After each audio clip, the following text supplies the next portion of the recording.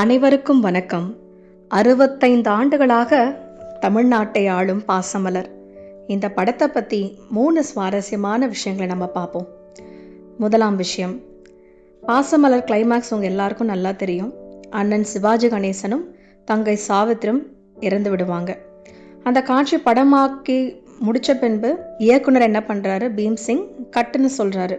ஆனால் அப்படி சொன்ன அப்புறமும் சிவாஜி கணேசனும் சாவித்திரியும் ஒருத்தருக்கு ஒருத்தர் கட்டி பிடிச்சு கொண்டு மணிக்கணக்காக அழுதுருக்காங்க.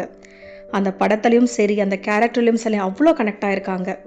அதை பார்த்த லைட்மேன்லேருந்து கேமராமேன் வரைக்கும் அப்படி கண் கலங்கி நின்றுருக்காங்க.